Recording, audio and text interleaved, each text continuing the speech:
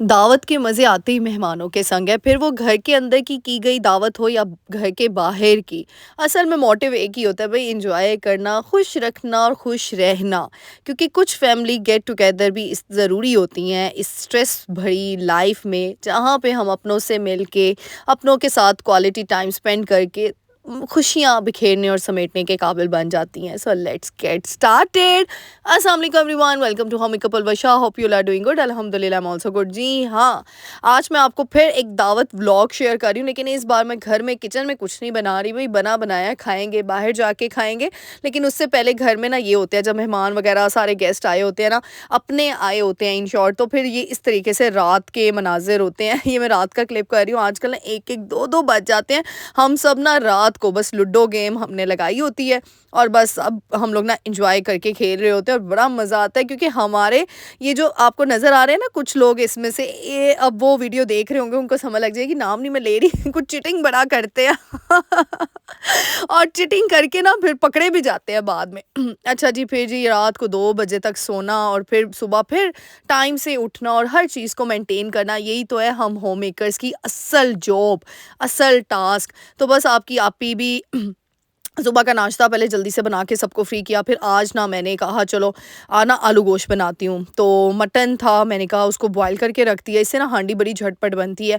अच्छा, आपको मेरे हाथ पे पट्टी बंधी हुई नज़र आ रही होगी, अब आपके मैसेजेस आएंगे, पहले ही बता दूँ। पता नहीं क्या हुआ है, ये ना मोच आ गई है मेरे ना इधर, पता नहीं बल पड़ा है क्या पड़ा है, मुझे नहीं समझ आ रही है।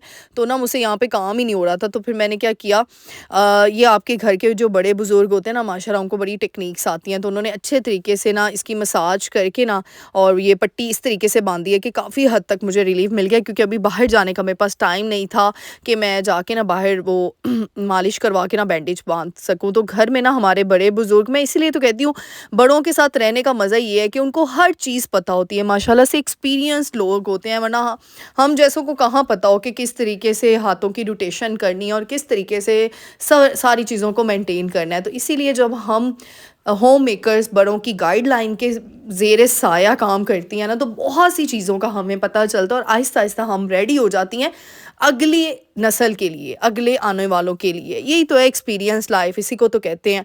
अच्छा जी, मटन आलू गोश्त मैं इसी तरीके से बनाती हूँ, सिंपल। मैंने मटन बॉयल करके रख लिया, फिर मसाला भून के रख लिया।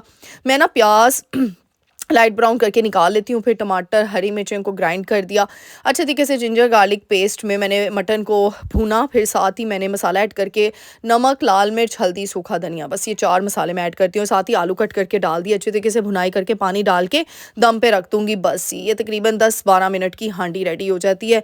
और ये एक टिप भी दूँगी, और यखनी मैं डाल रही हूँ, इसमें पानी नहीं ऐड किया, यखनी को छान के ऐड करना है, क्योंकि फिर वो क्या होती हैं, हड्डियाँ मुँह में आती हैं।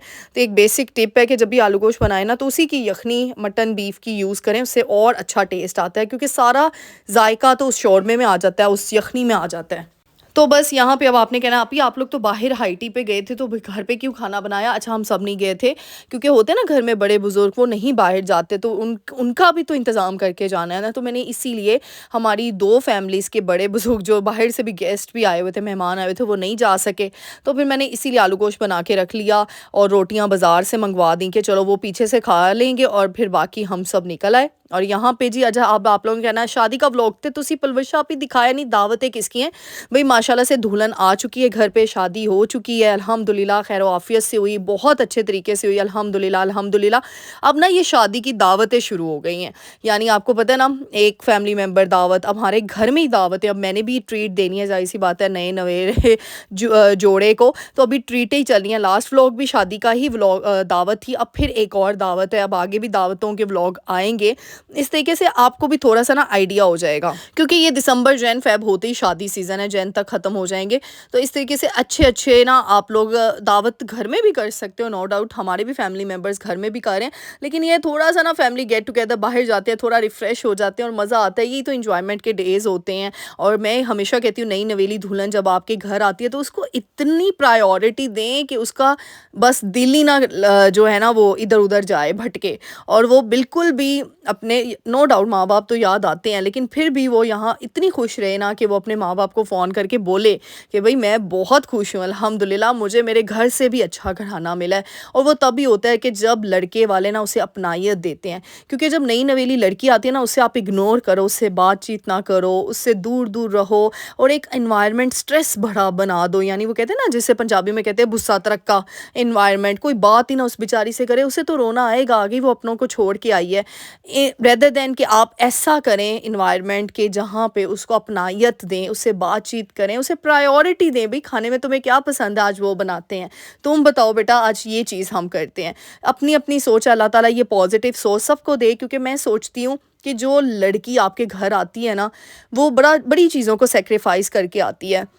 अगर हम थोड़ा-सा दिल बड़ा करके उसको अपनायत देंगे ना, तो यकीन करें इससे हमारे घर में ही बरकतें आएँगी, क्योंकि अल्लाह ताला उस घर को बड़ा नवाज़ता है, जिस घर में औरत की कदर की जाती है। इसीलिए अपने घर की औरतों की कदर करें, ताकि अल्लाह ताला आपको दिन दुगनी रात चुगनी तरक्की दे। और मैंने उन लोगों को ज़लील होते देखा हुआ है अपनी आँखों से, जो अपने घर की औरतों की, स्पेशली अपनी बीवी को कुछ नहीं समझते, अपनी माँ के साथ बेबदतमीज़ी करते हैं। यानी उन लोगों को ना बैलेंस नहीं रखना आता, कभी माँ को प्रायोरिटी दे देते हैं, कभी बीवी को, जिससे क्या होता है उनका घर तबाही होता है, फिर और कुछ नहीं होता। अच्छा जी, यहाँ पे तो एक मैसेज था वो दे दिया।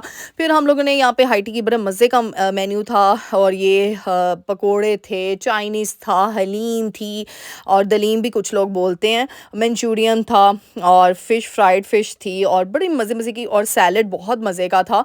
तो और ये सारी चीज़ें देखिए मेन्यू में मैंने आपको दिखा दी। इतनी चीज़ें थी कि बस इंसान सोचे क्या नहीं खाना, क्या नहीं खाना। और शवारमा था, बर्गर्स थे।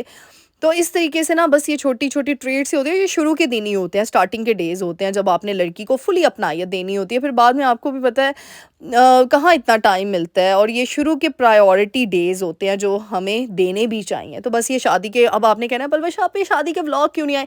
भई रुक जाएँ, आपकी आपी ने ना हाथों में कोई मोबाइल नहीं पकड़ा हुआ था शादी के दिनों में, क्योंकि मैंने बच्चा भी सँभालना था, और साथ में जो मैंने ड्रेसिंग की हुई थी ना, मैं आपको पूरा रिवील भी नहीं कर सकती हूँ, दिखा भी नहीं सकती। जो लोग नहीं कैमरा के सामने आते वो समझ सकते हैं। यानी कि मेरे इतने हैवी ड्रेसेस थे ना, मैं उन्हीं को सँभाल लेती ना, तो बहुत बड़ी बात थी मेरे लिए। सही बता रही हूँ। इंशाल्लाह मैं आप लोगों को शेयर करूँगी शादी के व्लॉग, तो इसीलिए फ़ोटोग्राफ़र, वीडियोग्राफ़र जितने भी थे, उन्होंने वीडियोज़ और फ़ोटो शूट किया है। वो अब आपको पता है 40 दिन बाद, 1 माह बाद ही वो चीज़ें देते हैं आपको, लेकिन मैं फिर भी कोशिश कर रही हूँ इधर-उधर के मोबाइल से मैं सारी चीज़ें इतनी इकट्ठी कर लूँ कि एक छोटू-सा व्लॉग बन जाए। लेकिन इंशाल्लाह बस आप लोग थोड़ा-सा वेट कर लें। और यहाँ पे जी मोहम्मद बेटा देखिए अपने कज़न्स के साथ एंजॉय कर रहा है, और बच्चे बस यही हैं, इनको ना ये खाने देते। अच्छा, यहाँ पे हमने ट्रेनिंग की हुई थी। हम सब लेडीज़ ने ना ब्लैक ड्रेसेस एक जैसे पहने हुए थे, और हमने नई नवेली दुल्हन का भी ब्लैक ही ड्रेस होता है ना, नंदे जेठानी देवरानी सब एक ही ड्रेस के कपड़े पहन के होते हैं। तो हम ना ज़्यादा कोशिश यही कर रहे हैं कि हम एक जैसे ही कलर स्कीम पहन के बैठ जाएं, और अच्छा लगता है ना। तो बस ये दुल्हन साहिबा को भी बड़ा मज़ा आ रहा है, और इंशाल्लाह मैं वैसे दुल्हन साहिबा को कह रही हूँ कि आप भी यार मेरी वीडियो में आओ, थोड़ा-सा ज़रा गपशप करते हैं, देखिए अब वो आती है कि नहीं। बहरहाल उम्मीद करूँ कि आज की वीडियो अच्छी लगी होगी। मेरे चैनल को लाइक, शेयर, सब्सक्राइब करके जाइएगा। अपनी ढेर सारी दुआओं में याद रखिएगा। मिलते हैं नेक्स्ट वीडियो में। टिल देन अल्लाह हाफ़िज़।